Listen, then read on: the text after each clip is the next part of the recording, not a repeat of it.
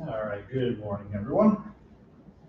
So today is just a weird day. So first off, my wife is in spring break in Florida. She's just hanging out, living her best life. So I've been here with the dogs the whole time, and because of the storm, the dogs got me up at like 5 in the morning. It's a little bit earlier than 5, we got to 5:15. And then Hoops texted me last night, and he's like, "Can you drive me to work?" So I had to pick up Hoops this morning. And then I'm in my office, and I'm putting stuff together, doing things, and I'm just sitting there. And then O'Reilly's like, "Oh yeah, go have a good class." And she's going to get some coffee, and I look at the clock, and it's 8:16, and I totally thought it was like 7 o'clock in the morning still. And then almost didn't come down, so she would not have said anything. You would have been sitting here like, "Where's Esther?" But yeah, I'm here. So anyways, we have one reaction that's actually left in this acid, the alpha carbon chapter, which is called the Held-Volhard-Zelinsky reaction, which I'm going to go through. And then what I'm going to do is there's two rando reactions that can be helpful for kind of synthesis and solving problems that are on the problem set. So we're going to go through those kind of briefly, and then talk a little bit about how you can use some of those for synthetic processes. And then that's it for the carboxylic acid derivative chapter. And then what we're going to do, that's it for the alpha carbon chapter. And then we have the condensation chapter, which is what we'll cover all next week, material and Friday. We'll finish the condensation chapter by Friday, I think. And then that's where the exam material ends. And then we have the exam Wednesday of the following week. Okay, so a lot of reactions are going to be on there because we'll have basically all of our acid derivative stuff is on there, all of the alpha carbon stuff is on there, and then all the condensation. So it's a pretty meaty exam on stuff. So what I would say is kind of this weekend, you should feel pretty good about all of the acid derivative reactions, and then start working through the alpha carbon problem set and get that done. Maybe not feel real great about it yet, but get it done and then start cleaning things up so that you can focus on the condensations as we're hitting them next week. Make sense? Okay. All right. So Held-Volhard-Zelinsky, there are these three dudes that came up with this reaction together because what they wanted to be able to do is basically put a halogen, in case bromine, at the alpha carbon. And we know we can use Br2 and HOTS to do this on aldehydes and ketones, and it works great. The problem that we have is anytime you derivatize your system to one of the carboxylic acid derivatives, this no longer works. Okay, so if this is an ester, amide, acid, anhydride, or acid halide, you are not going to be able to do this alpha carbon reaction. All right, so what these guys, and why they're famous, is they said, okay, let's try to work on a process where we can do this. And so they came up with this reaction system, and it's kind of clever, and I'm sure it was not the first attempt that they went through, but they got there eventually. And what they did is they said, we can start with the carboxylic acid, and we can get to the alpha bromination of the carboxylic acid, and then we know that we can turn that carboxylic acid into any derivative that we want. So if we can figure this out, we're good, right? We can do whatever acid derivative bromination we want. And what they figured out was that if they essentially protect this alcohol, or the OH group of the carboxylic acid, as an acid halide, they can activate this position towards enolization, which they can then add Br2. Okay, so we'll go through kind of the skeletal mechanism idea over there in terms of what happens. But in the end, all you do is remove one of the hydrogens from the alpha carbon of the carboxylic acid. It has to be the acid, can't be any of the other derivatives, okay? And brominate it. And then you're allowed to convert it to whatever derivative you want. The general mechanism is actually the first step is making the acid halide. So this is what we already know, right? Conversion of carboxylic acid to the acid halide, PBr3. Okay, so you get there. And then basically, this is an enolizable hydrogen that is the equilibrium between the keto and enol form is increased due to the stability by the bromine. Okay, so you activate this going to the enol form. We're not going to try to draw off the mechanism or that. You're not responsible for trying to reproduce this. I just want you to understand it. Okay, so the first is the mechanism we already know, weak acid halide. The second is formation of this enol, which we know we get keto-enol photomerism stuff that can happen here. And then all this is an alkene with BR2. So that swings open, the bromine kicks this out, generate a resonance stabilized carbocation where you get a resonance structure of bromine, plus this resonance structure here, and we can see now this is essentially the brominated acid halide that's protonated. So we pull off the hydrogen, we get to the acid halide, and then H2O just basically hydrolyzes the acid halide that we have here back to the carboxylic acid. Okay. Does that make sense? So this is the way you must, I can't tell you how many times I can say must do the alpha halogenation to one of your carboxylic acids.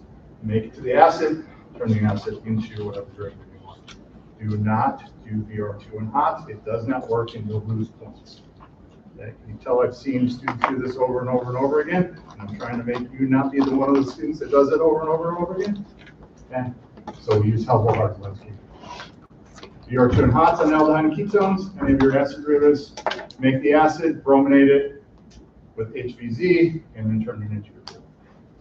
Got it? Aaron. Can you still brominate it with BR2? Because you have it written down there, and I don't know if you're saying like you can use BR2 or PBR3. But no, it's a combination because the PBR3, so you throw these all together. In your first step, you have a mixture of bromine and PBR3. And the bromine doesn't do anything until the PBR3 reacts to make the acid bromine, and then the bromine traps the enol form of that intermediate that you go for. And then we hydrolyze it with water. Good questions. Make sense? Okay. So that's the last official reaction from this chapter. And then we have, I don't know, 3 or 4 just kind of random other things that we need to go through.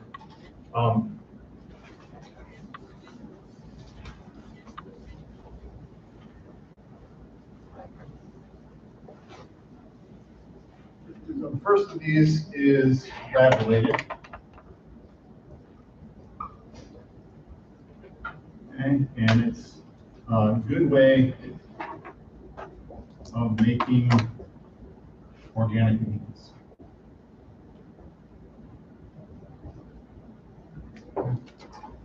So let's tell you what it is, and then I'm going to tell you why we want to do this. So reductive amination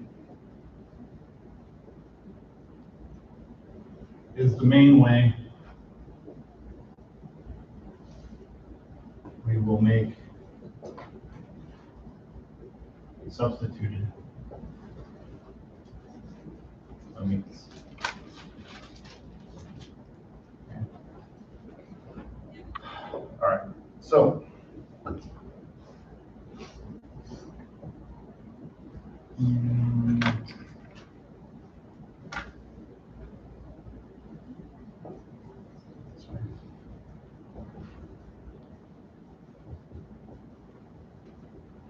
okay, so this is kind of what everyone wants to default to, which is to do an SN2 reaction using ammonia as a nucleophile.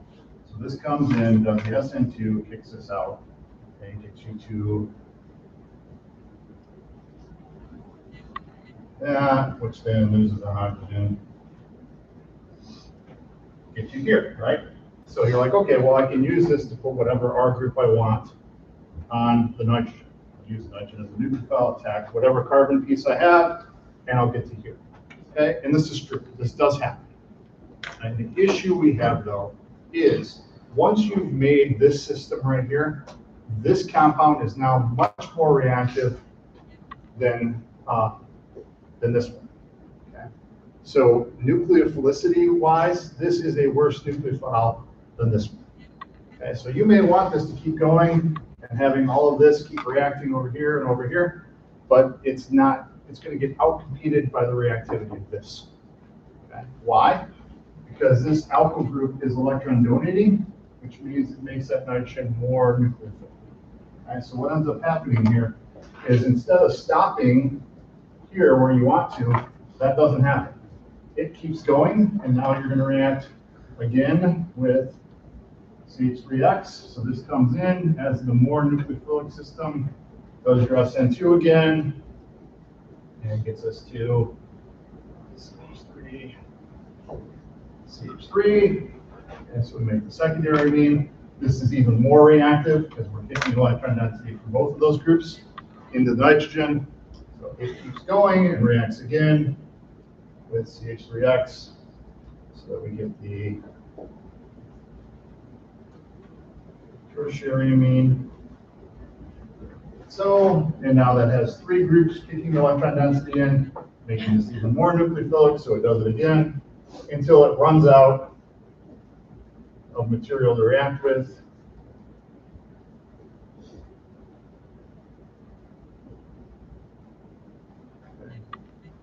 Plus, and your X minus hangs out with it.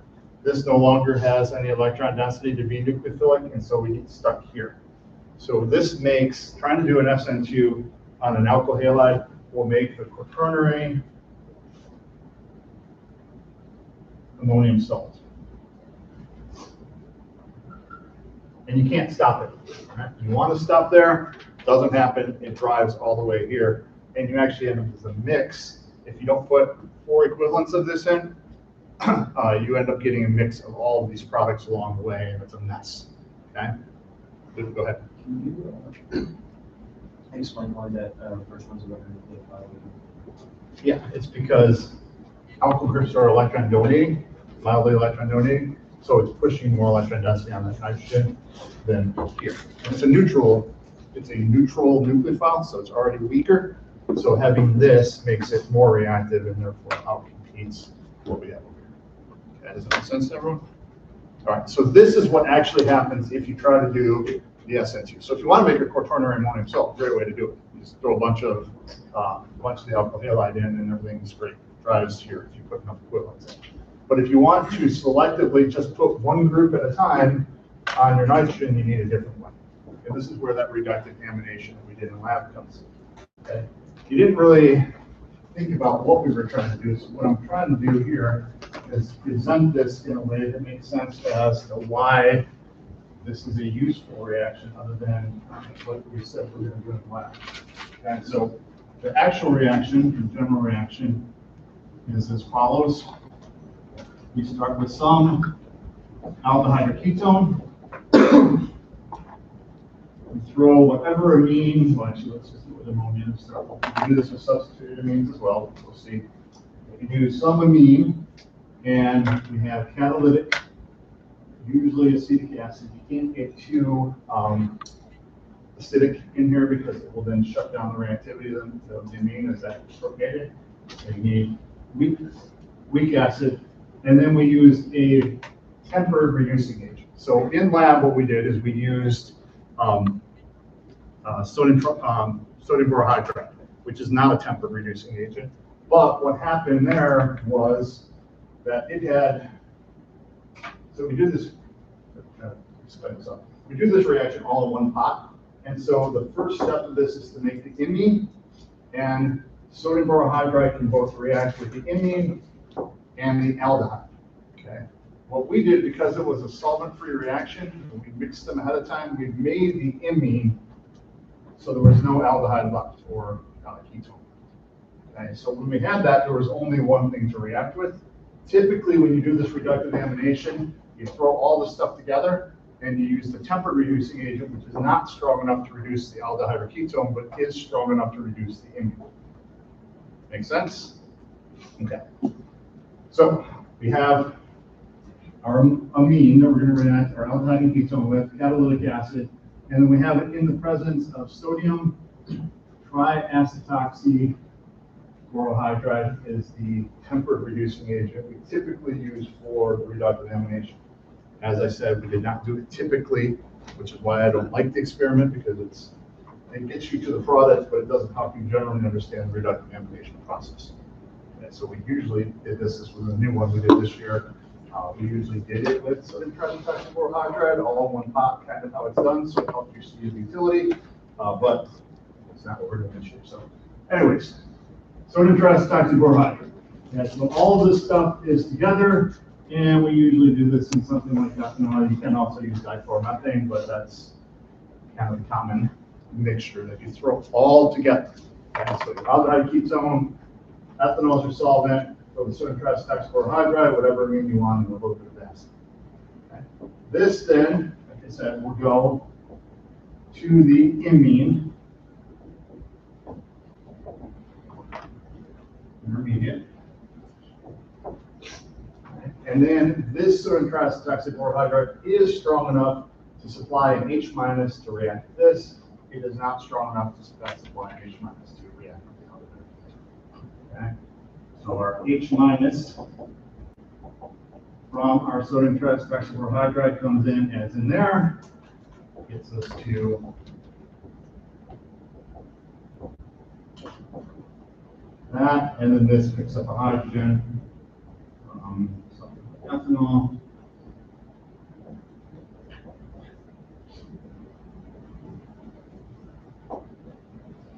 Okay. So what we can see is we were able to add our carbon piece, whatever carbon piece we wanted, to the nitrogen individually, okay, sequentially. So we're adding our first R group to our amine. So we went from an unsubstituted ammonia to a primary amine. And then what we can do is we can repeat this process again with a different aldehyde or ketone. Okay? Repeat it again with a different aldehyde or ketone. It goes through, makes the imine or the iminium ion intermediate, reacts with H-, and now we'll have one of these hydrogens replaced with a different R group. Okay? And then we do it again, replace it with a different R group. So this will allow us to put whatever pieces we want around that nitrogen framework to make primary amine, secondary amine, or tertiary amine of our choosing. Okay? So now in your synthesis problems, when it says that you can't start with amines, but you have to make them, this is probably the best way to do it. There are exceptions where you do like a reduction of a nitrile or something that's pretty easy. But in general, being able to specifically put these things in, this is the way you're going to want to go. Okay, so let's do this through an example. So we can see how we would actually use this. So let's say we want to make this from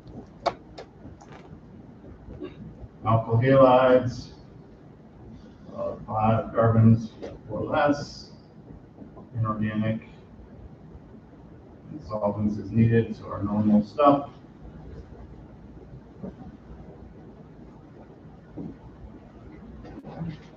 So what we're saying then is that nitrogen has to come from an inorganic piece because alkyl halides are other starting material, which is NH3. Okay? And then we simply want to attach those 3 groups one at a time to the nitrogen as we go through. And it does not matter which one we do first. Okay? We just have to do it sequentially. All right. So which one do you want to put on? Let's pick one for me. What do you want to do first? What? Isopropyl. Okay. So if we want an isopropyl, we want that to be the carbon that's attaching our nitrogen, which means that is where our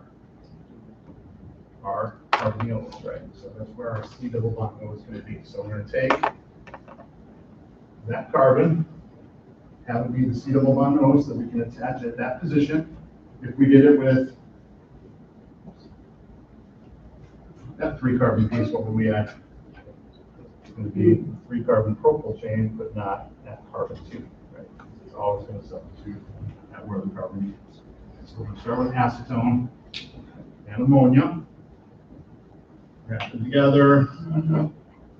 Sodium triacetoxy chlorohydride, catalytic acid, and ethanol. This is also called STAB. So if you see it written STAB, that's what that is. Sodium S triacetoxy. So tri is T, acetoxy, and then borohydride is the B. STAB. STAB. Okay. So you'll see it written out or written STAB.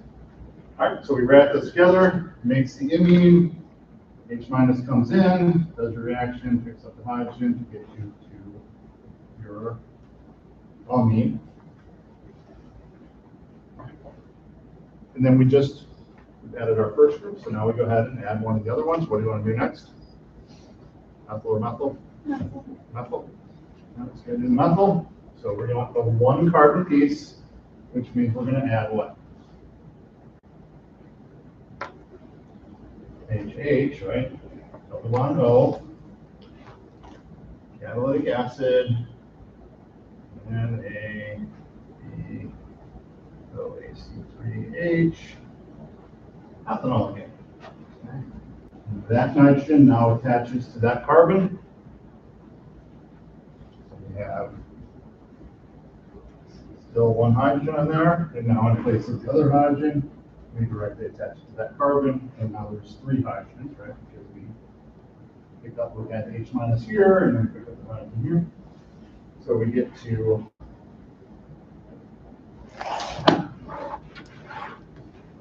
make sense to everyone?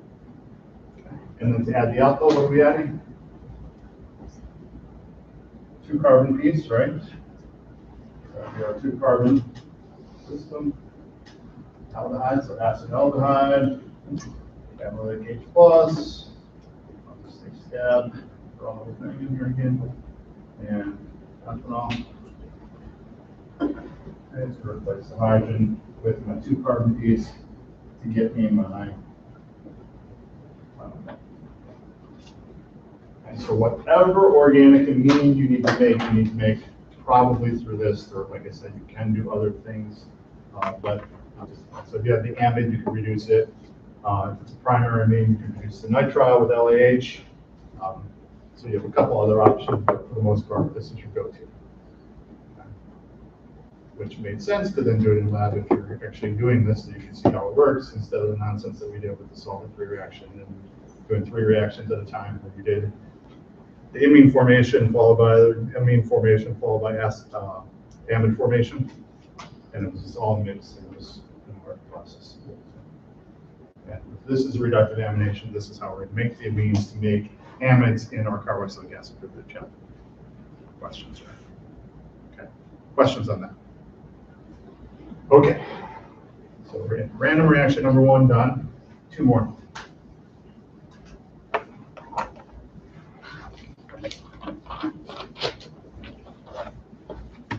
Okay, and these will help.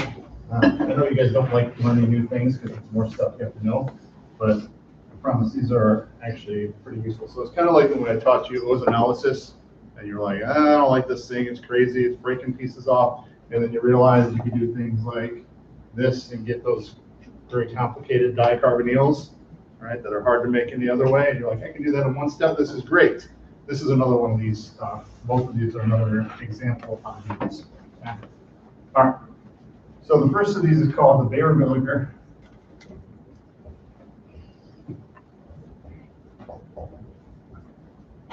So B-A-E-Y-E-R and then V-I-L-L-I-G-E-R, Baeyer-Villiger reaction.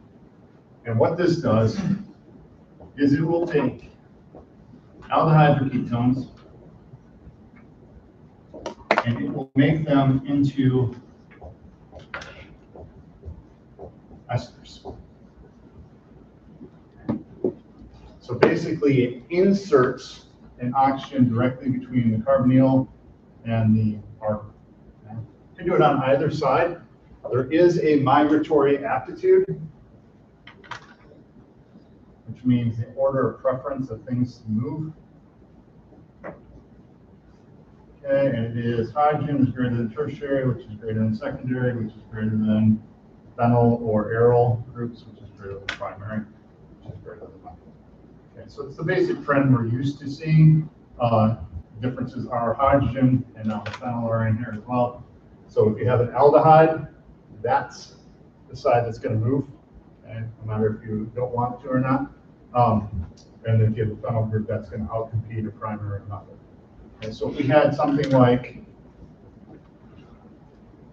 this, let's say, which is the group that's going to be attached to the oxygen? The isopropyl or the methyl? Which is better? So this is a secondary or the tertiary, right? The hydrogen, and then this is the methyl. So we got this one's going to move, so this will actually go to that ester instead of the one that. Okay, you with me on that? Okay, so you just have to know this is nature's preference on how it works. Okay, the mechanism is a little crazy, but it is how it works. So let's just do it for an example.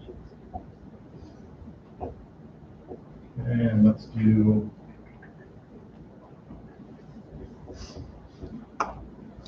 it for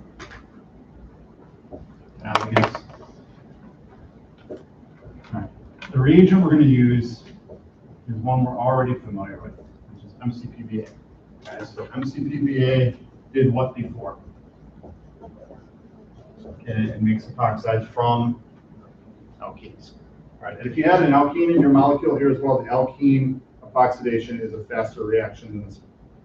Okay, so that does happen first, and it still does epoxides, but it can also do this. So if you have no double bond, but you have an aldehyde or ketone, be thinking you want to do variate. Okay, so far so good. Okay, so this is going to get us to that. Okay. As we insert the oxygen between the carbon. Okay, the mechanism, as we said, the way this works, is as follows. So remember, MCPBA is meta-chloro peroxybenzoic acid. So this is the meta and the one for your arrangement. Peroxy acid is that where you have your oxygen bond, and then the benzoic acid is the phenol. So this is MCPBA. So the first thing that this does is act as an acid. I'm just going to say that because we don't really care about what's going on with the rest of the stuff. We just care. We don't really care that this is a chlorobenzene step, right? We just got this thing that's happening. So this donates a hydrogen like so. Activate this.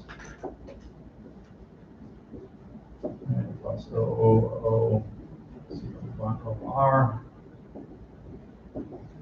Okay. You have a resonance structure.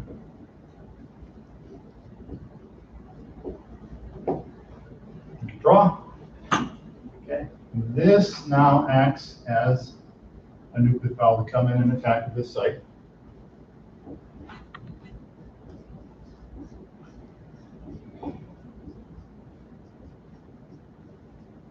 And so we get there. All right, with me so far? Yeah. Okay. At this point, this is where it gets funky. All right. That oxygen-oxygen bond is reactive. Remember, we talked about how explosive peroxides. And if we break it, we also, in this particular case, are going to create a resonance stable system. Right, so there's a lot of energetic benefit there for breaking that oxygen-oxygen bond. There's also energetic benefit if we can form a carbonyl again, right? Because we know that C double bond O is thermodynamically more stable than the single bond. Everyone with me so far? Right. It's the same as like a hemiacetal, where we had an OR group and an OH. We never stopped there. It always kept going to regenerate our carbonyl. Make sense? Okay. So what we're going to do is we're going to collapse, make our carbonyl, which means we need to kick out the leaving group. Okay? Now, what you think you want to do is go kick this whole thing back out, but that gets us back to where we came from. Instead of kicking that group out, it actually does a rearrangement. It's kind of like the carbocation rearrangement, but instead of having a carbocation here, we're activated by this oxygen-oxygen bond. So we're then going to take the electron density here at the group that's more likely to move by the migratory aptitude. So this carbon is now connected to that oxygen, and it is no longer connected to this carbon. Okay, makes sense? When we do that, that oxygen has too many electrons, so now we can kick that out as a leaving group and get us to something that looks like this. Oxygen there, plus our O minus. Okay, so those are the two pieces that we have. And then that's just a hell around with the hydrogen on the plus charge. We have a negative charge over here. That comes in, pulls that hydrogen off, and makes our new ester plus our metachlorobenzoic acid instead of the peroxide. And so this is what we want, and that's the process that it goes through. Variability. Yeah. Remember I said the rando reaction? Okay, but hopefully you can see how nice it would be to go from the aldehyde or ketone to an ester. Because once we're in an ester, we can make any of our other acid derivatives too, right? We all can convert between them. So this gets us from aldehyde ketone land to acid derivative land in a pretty simple way. Questions on that? Understand how that works? Okay. So if we had something like, this is where it has the most utility. I'll show you.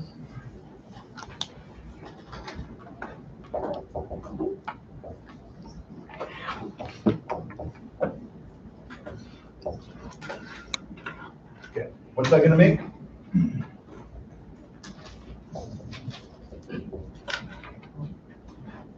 I have a question on the other one. Whenever you have the double bonded O with a hydrogen plus charge, would there not be resonance with that too? Others. But it doesn't do anything, right? You got this.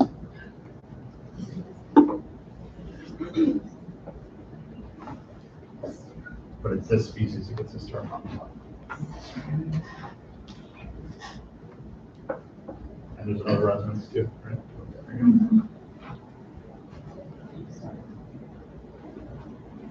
Okay, what's that going to make? Going to insert an oxygen between one of our adjacent carbons. Is there any difference between those? So we're going to get that all being the same. And now here, there's a new oxygen in between, right? So if we go 1, 2, 3, 4, 5, 6, 1, 2, 3, 4, 5, 6, still insert the oxygen between carbon 1 and carbon 6. So this is now a 7-member ring. We can make them one per unit if we want.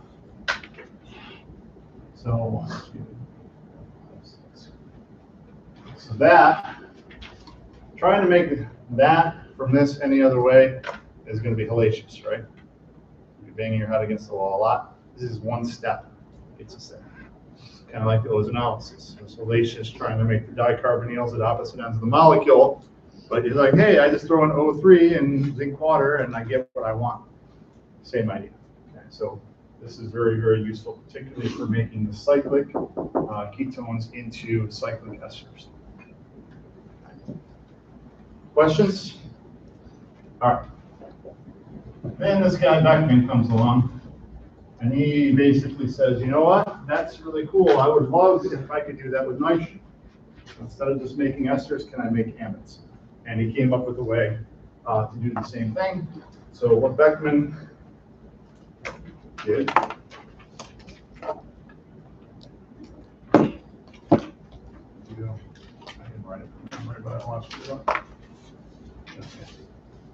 he said I can take aldehydes and ketones again. And this time what I'm going to do is react with hydroxylamine. That's hydroxylamine, OH directly attached to NH2. Sometimes you'll see it written out in words.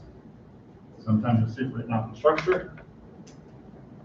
And then the tricky part about this is he tried a bunch of different acids to get this to work, and it was always a little bit screwy until he tried polyphosphoric acid. And it's abbreviated PPA a lot of times. This is the only reaction we use with polyphosphoric acid. So if you see it, you're doing a Beckman, all right? But it's a specialized acid that prevented some of the side things that were happening from happening, but actually accomplished what you want. So it's a very unique combination of reagents, hydroxylamine and polyphosphoric acid, but it does the exact same thing as the MCPVA does with the ketone making an ester. This time we're going to insert a nitrogen between our carbon-carbonyl bond, okay, and there's still going to be a hydrogen attached. Make sense? Okay. So the same exact, functionally, in terms of what's happening, inserting an oxygen between your carbon-carbonyl bond, inserting a nitrogen between your carbon-carbonyl bond. The migratory aptitude's a little bit more screwy on this one. It's harder to control, so you're usually going to get a mix of products that maybe you have to then separate. So if you're trying to use an synthesis, just draw both and cross out the one you don't want. And with the variability, you got to plan accordingly to make what you want based on aptitude. All right, with me? All right, mechanism. Okay. And we're going to cheat on this. We'll just go through it. Basically, the first part of this is making what's called an oxime, which is a lot like an imine. Okay? So it's an acid-catalyzed oxime formation from your aldehyde. So let's just do it with an example. That will keep them. Okay. We do our catalytic acid. I'm not going to worry about what the structure is. We just know that we're going to protonate our carbonyl, activate it.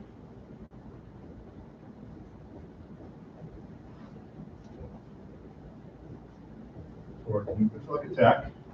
Okay, this time our nucleophile is the amine. The amine is more nucleophilic than the oxygen here. Because the oxygen kick electron is in here as well. So we get to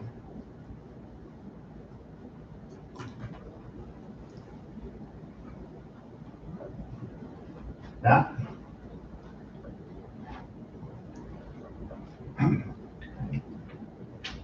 Then do a proton exchange. So you have one pair, set off. Sorry, wrong one. You with lone pair fix that one off.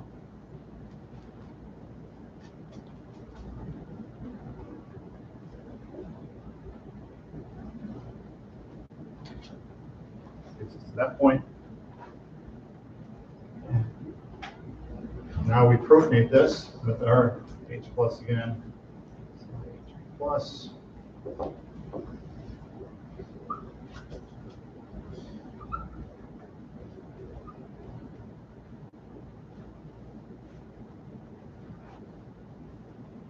This is there. Keep this off as leaving group.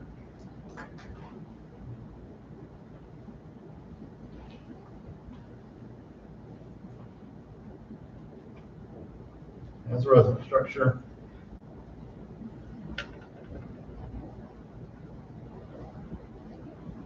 Like so.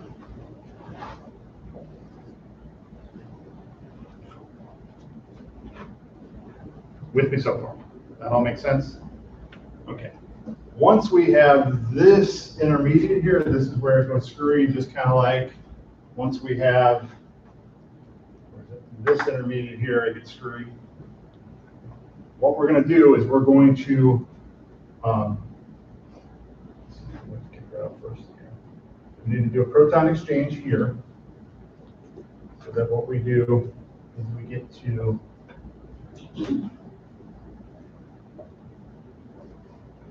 that. Okay, so we're basically going to deprotonate our positive nitrogen, protonate our oxygen. So this is, I'm just going to skip it for time right now. Okay, so B with the lone pair comes in, pulls that off. This reacts with your Hb plus, gets you to here. So now this is set up to want to go away. Okay, and that nitrogen oxygen really don't want to be connected that way. And so what happens here is that you use the electron density in this group to do a rearrangement. So this just slides up. So now instead of being connected to our carbon, we're connected to our nitrogen. And we can then kick out our OH2 as water. Okay. So we're to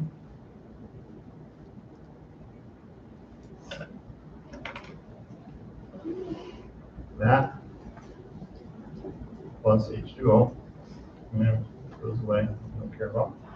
This has a resonance structure we can draw, where these electrons can come down and make. Let's do it where it looks right. Okay, so this is going to make a triple bond when we do that.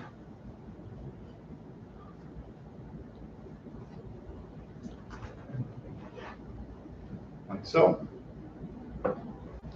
See how I got there?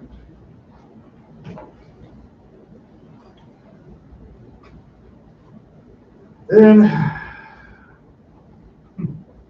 water. I'm not going to hold you responsible for it in this method. I'm just showing you how it works. Okay, then water comes in and attacks our carbon-cation.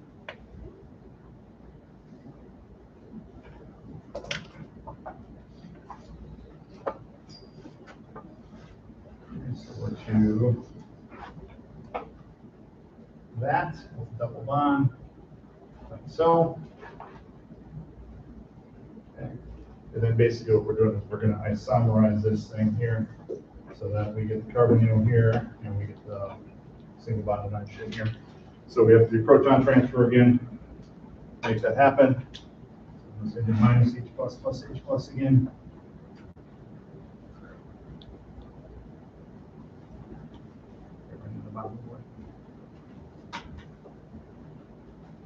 Okay, so we got protonation of that nitrogen, deprotonation of this. So we're there. Okay. Then that has resonance structures we can draw. And we take that electron density and basically do that. So we get to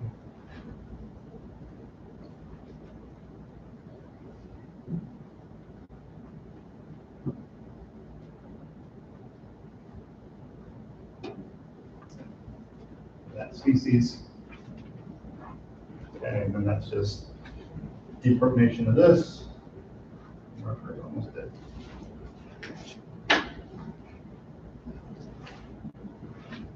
Not much better.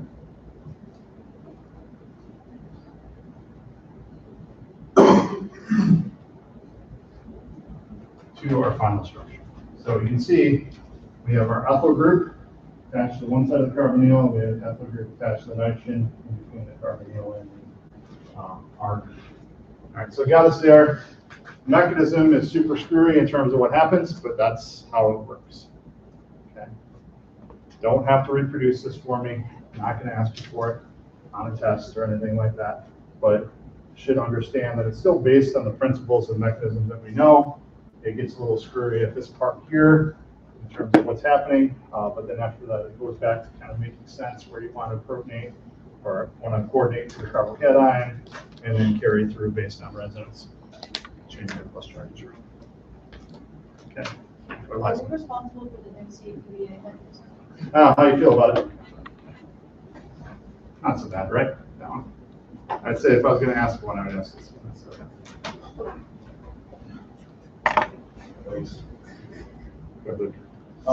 Is that just like an accidental marker got? Probably. Where At the very, the product? Like, where is it? Oh, yeah.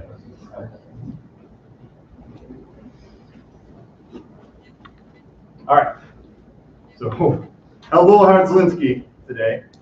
The last reaction in the alpha carbons.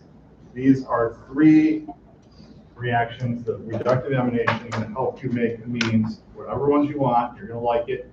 Keep doing it over and over. Students like it in general.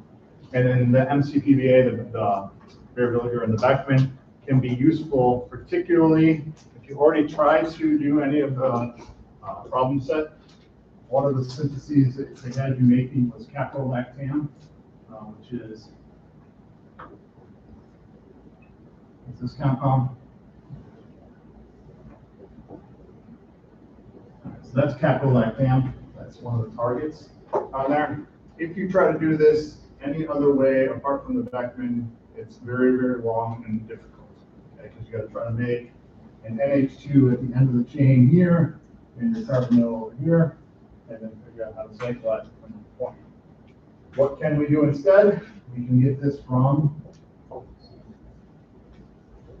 cyclohexanone, which you can start with, I think, 6 carbons or less, right? No? I think so. 5. Start with bromobenzene? No. So we can do that. H2, put it on carbon.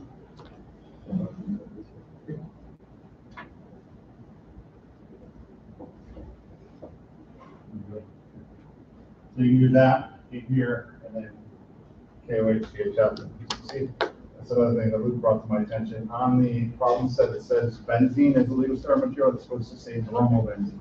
We don't know any reactions to benzene other than the hydrogenation, so there's no way of getting it. Okay. Makes sense. You could actually do it for benzene, but you would have to then basically hydrogenate, do Br2 and light in the radical reactions to get here, and that works too. But okay.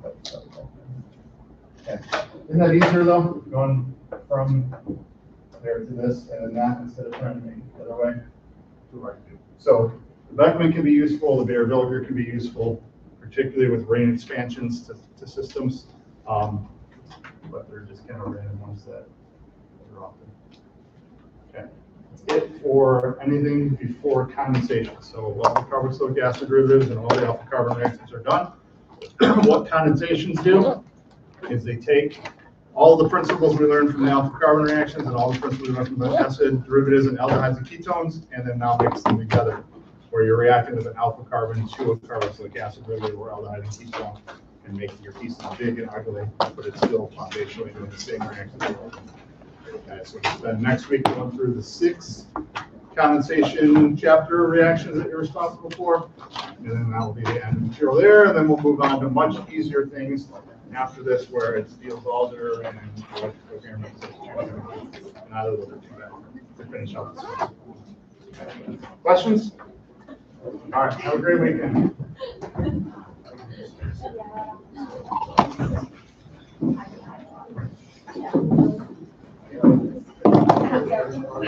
The easier stuff.